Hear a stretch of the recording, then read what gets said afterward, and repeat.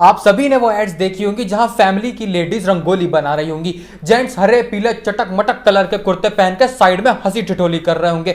मुझे ये जानना है, मुझे ये समझना है कि त्योहार के टाइम पर कहां से आता है इतना खुश परिवार। मेरे घर में 3 दिन से यही डिसाइड हो रहा है कि दीवार पे कौन से कलर का पेंट करवाना है।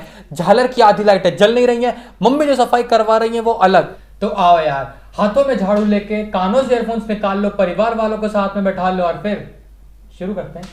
एड्स में दिखाते हैं कि लोग एक दूसरे को दिवाली के मौके पर कैडबरी सेलिब्रेशन गिफ्ट दे रहे हैं। भाई साहब ये इंडिया है, यहाँ पे फ्री फोकट का ज्ञान और सोन पापड़ी के अलावा कोई किसी को कुछ गिफ्ट नहीं देता। कुछ दिनों के बाद देखना सोन पापड़ी को देश की राष्ट्रीय मिठाई घोषित कर दिया जाएगा और तुम लोग काजू कतली के इंतजार में यूं ही बैठे रह जाओगे। खैर, दिवाली के मौके पर तो सबके घर पे मिठाइयां बनती हैं। मुझे नहीं पता वो कौन सी मम्मियां जो अपने बच्चों को कैविटीज की वजह से मिठाई खाने से रोकती है। मेरी मम्मी तो मुझे इसलिए नहीं खाने देती क्योंकि वो सोचती है कि ये आज ही सारी मिठाई खा गया तो बाकी के दिन जीना मुश्किल कर देगा, कि ये आज ही सारी मिठाई खा गया तो मेहमानों का खिलाएंगे। अगर मैं दिवाली बोलूं तो तुम्हारे दिमाग में क्या आता है? नए कपड़े, पटाखे, मिठाई। लेकिन मम्मियों के दिमाग में आता है सफाई सफाई सफाई। 3 दिन हो गए मुझे घर के जाले साफ करते हुए, लेकिन मुझसे जाले साफ नहीं हो रहा है। पहले दिन जाले साफ करो तो दूसरे दिन मकड़ी फिर से बुन के चली जाती है। मुझे नहीं पता इतनी स्पीड उनमें कहां से आती है।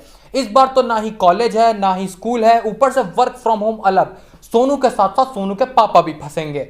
अब अपनी मुट्ठी में बादाम लो और उसे खाओ और मुझे बताओ कि अगर मैं आपको कुछ ऐसा काम करने को बोलूं जिसमें आप ही का नुकसान हो तो क्या आप वो करोगे? नहीं ना, तो क्यों जलाते हो पटाखे? नहीं, आखिर क्या है पटाखे? खूब सारे नोट हैं जिसमें बारूद भरा हुआ है, एक बत्ती लगी हुई है और जिसे जलाने के बाद आप आंख कान नाक मुंह बंद करके कोने में ऐसे सरकते हो और फिर उसके फटने का इंतजार करते हो। नहीं, उसे तो पास जाके एंजॉय भी नहीं कर सकते क्योंकि चीर के चला जाएगा, पता भी नहीं चलेगा। हर गली मोहल्ले में एक ऐसे भैया जरूर होते हैं जो गली से बड़ी तो लड़ लेके आ जाते हैं और फिर पूरा मोहल्ला उनके जलवे देखता है। इसके बाद कुछ चिंगा पिंगी पपलू टपलू उनके आगे पीछे घूमते रहते हैं और फिर भैया स्वैगस्टर कहलाते हैं।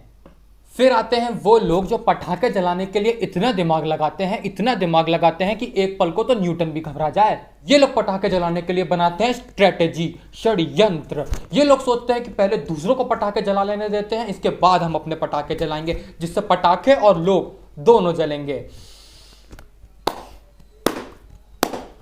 ऐसी स्ट्रेटेजी बनाने के बाद धोनी पे सवाल उठाते हैं ये। मुझे समझ में नहीं आता कि अगर रॉकेट आसमान में फट रहा है तो उसमें क्या मजा आ रहा है, सुतली बम अगर फट रहा है तो उसमें क्या मजा आ रहा है, चक्री जमीन पे घूम रही है तो उसमें क्या मजा आ रहा है।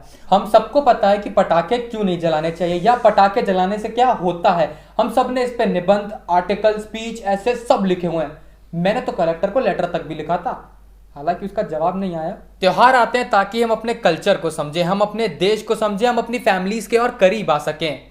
भैया पैसा है, कपड़े खरीदो, अच्छे अच्छे खाना खाओ, लेकिन हम फालतू की चीजों में अपने पैसे और टाइम दोनों वेस्ट करते हैं। अपने रिलेटिव से कनेक्ट करो। वैसे तो बहुत बुराई करोगे कि सिर्फ रिजल्ट के दिन फोन आते हैं, हरकतें भी तो ऐसे कर रखी है तुम लोगों ने। अगर मैं आपको 2 फोटोज दूं तो आप उसमें से कौन सी फोटो देखोगे?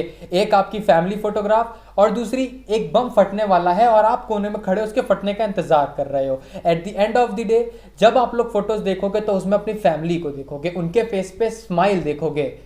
तो थोड़ा टाइम लो और सोचो कि ये दिवाली किस तरह से मनाएं कि वो यादगार रहे। प्रॉब्लम्स तो है सबके साथ, बस नजरिए की है बात।